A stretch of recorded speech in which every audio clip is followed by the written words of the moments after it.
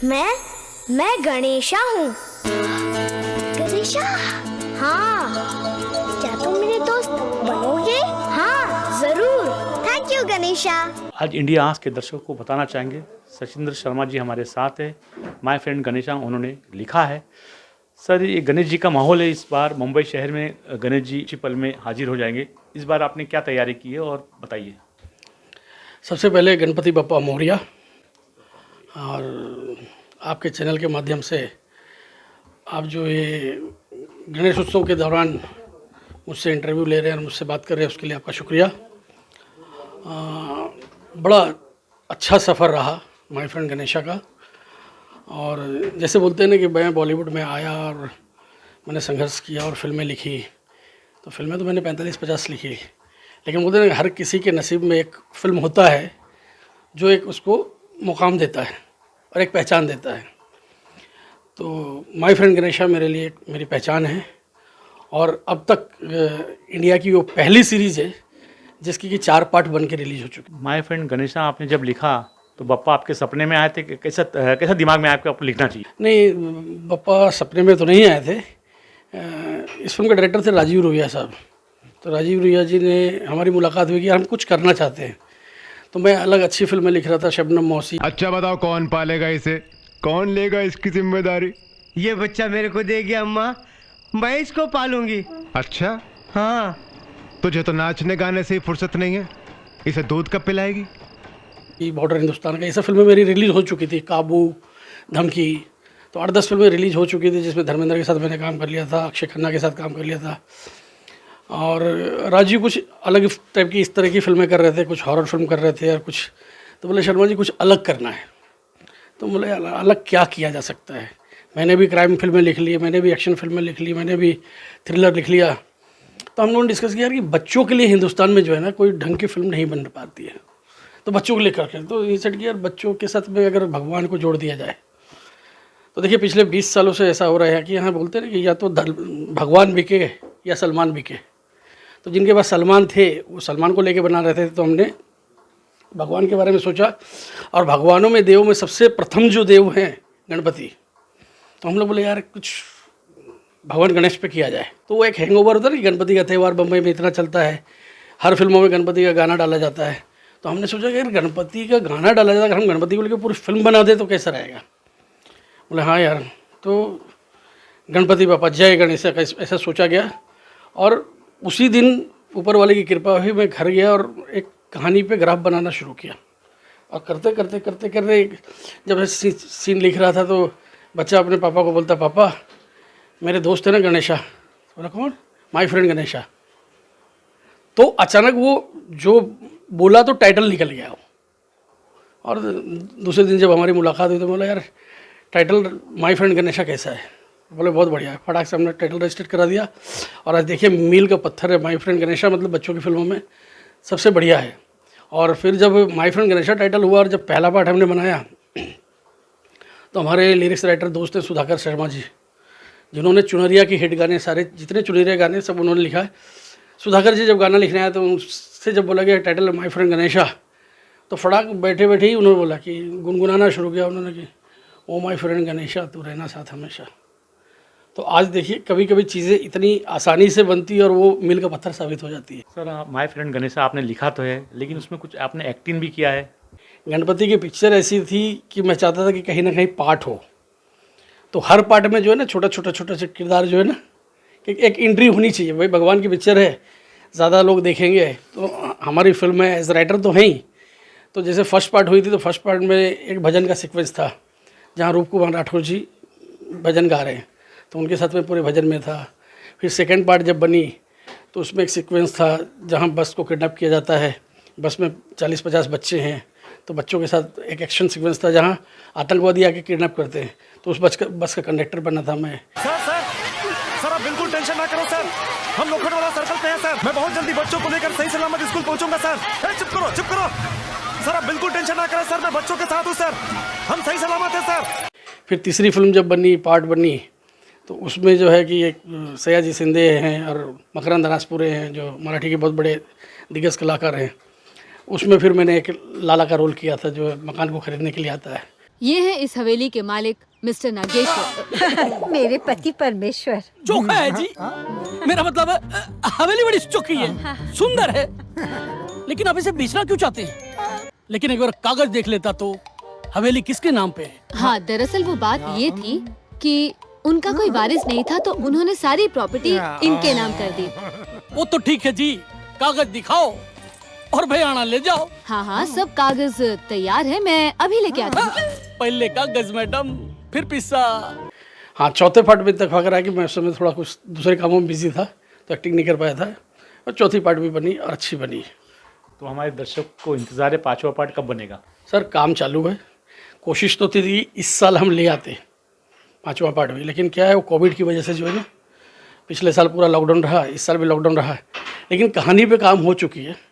और ये बस गणपति उत्सव के बाद या दिवाली के आसपास हम पांचवा पार्ट पे काम शुरू करेंगे। शर्मा जी, ये तो हुई गणेश जी की बात, और भी कोई भगवान आपके दिमाग में आगे चल के उनके ऊपर भी कुछ पिक्चर बनाएंगे आप?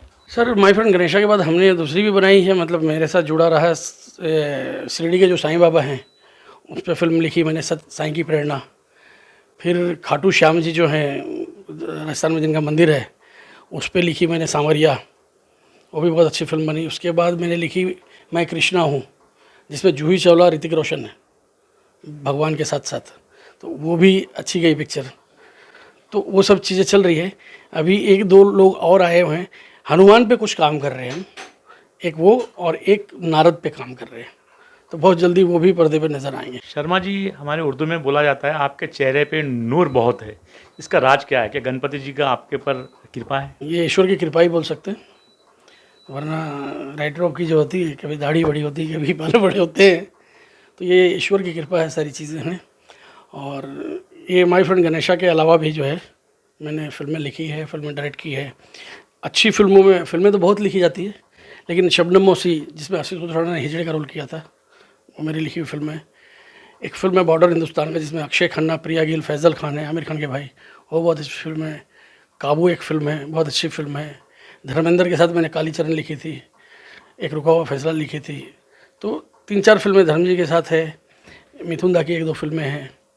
तो फिल्में बहुत चलती रही, लेकिन बोलते ना कि कहीं ना कहीं जो कलाकारों के बीच में जो हमारे गणपति बप्पा जो थे, तो उनकी कृपा रही, तो ये नूर भी उन्हीं की वजह से है। अभी समला मौसिक पे बात करें हम, तो उसमें आपको सीन करवाने में कौन से सीन में ऐसा दिक्कत हुई और कौन सा सीन पूरी पिक्चर में आपको अच्छा लगा? देखिए, सीन तो डायरेक्टर ने करवाया था, बट आशुतोष राणा थे वहाँ पे। और जिस दिन मैं शबनम मौसी से मुलाकात किया, उनसे मिलने में गया था उनके गांव मध्य प्रदेश, और शहडोल एक जगह है जहाँ की शबनम मौसी है, जहाँ से एमपी बनी थी। और मौसी को देखते और मौसी की जब कहानी सुनी सारी चीज़, तब एक ही एक्टर दिमाग में हो रहा मेरे, आशुतोष राणा। और जब बॉम्बे आया, आने के बाद आशुतोष राणा कमालिस्तान स्टूडियो में शूटिंग कर रहे थे, हमारे पुराने मित्र थे। मैं जाके बोला कि आशुतोष जी कैसी सी फिल्में सोच रहा हूँ, शबनम मौसी। तो बोला मौसी कौन का बनेगा? बोला आप।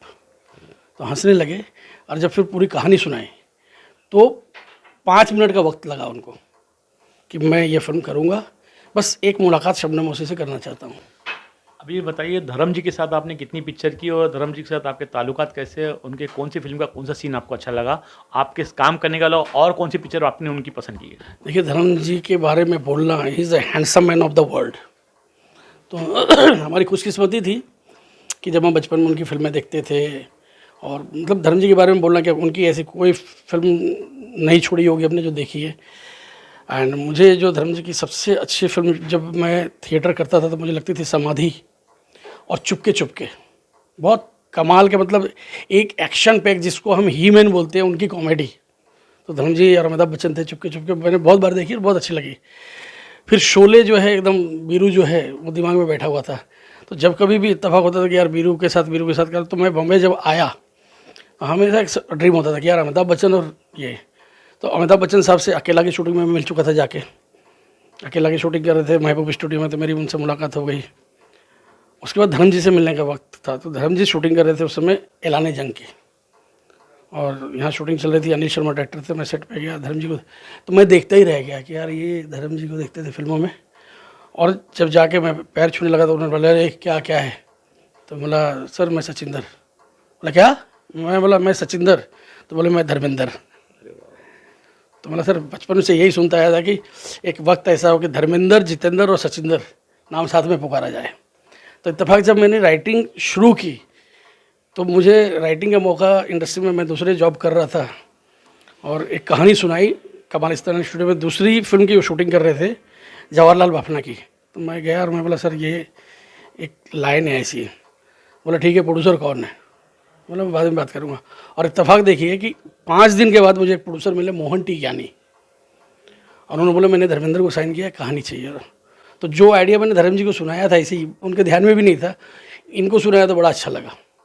और इन्होंने बोला कल मीटिंग रखते 11 बजे का, धर्म जी को सुना देंगे आप? तो हाँ, और जैसे धर्म जी के घर पे गया, 1 घंटे का नरेशन दिया तो धर्म जी को लगा कि मैं डायरेक्ट करने वाला हूँ। एंड सडनली बोला कि ये सीन कैसे करेगा? तो उन्होंने सर डायरेक्टर मैं नहीं हूँ, डायरेक्टर इमरान भाई है। तो बोले यार तुमने सुनाया ऐसा कि मुझे लगा कि तुम डायरेक्ट कर रहे हो। बोला नहीं सर मैं राइटिंग कर रहा हूँ। और उसी वक्त धर्म जी ने 1 मिनट लगा, प्रोड्यूसर को बोले राइटर को पैसा दो, मैं पिक्चर कर रहा हूँ। ये 97 की बात है, अप्रैल महीना की, और मैं राइटर बन गया। और वहाँ से जो सफ़र शुरू हुआ था अब तक 50 फिल्में। तो अगर पहली फिल्म नहीं मिलती है यहाँ इंसान को तो आगे का सफ़र नहीं आता है। तो धर्म जी के साथ ये रहा। फिर एक पिक्चर दूसरी थी मेरा फैसला, जितेंद्र जी उसके एक डायरेक्टर थे, जितेंद्र रघुवंशी नाम था उनका। तो वो फिल्म में लिखी, उसमें रवि किशन थे, धर्मेंद्र थे। फिर दोबारा फिल्मों में काम करने का ज़्यादा मौका नहीं मिला, लेकिन मुलाकातें होती रहती है। जब कभी भी कोई काम पड़ता है मैं घर पे जाता हूँ तो बड़े ही जोश के साथ मिलते हैं और बहुत ही शिद्दत के साथ। और उनके पास जाना मतलब कि आज की तारीख में धर्म जी से मिलना बड़ा मज़ेदार इसलिए होता है कि धर्मेंद्र एक्टर कम और शायर ज़्यादा मिलते हैं।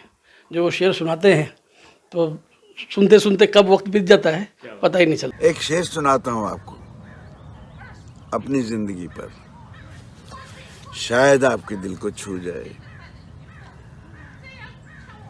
मौका दिया मुकद्दर ने, मौका दिया मुकद्दर ने, दिल दिमाग एक हुए, नेकी भी साथ हुई, मेहनत और मशक्क़त के मंजिलें तय होती गईं और हम सुरखरू हुए और हम सुरखरू। सचिंद्र शर्मा जी थे राइटर, डायरेक्टर, और बहुत कुछ इनमें खुश भी है, कुछ बताए कुछ नहीं बताए।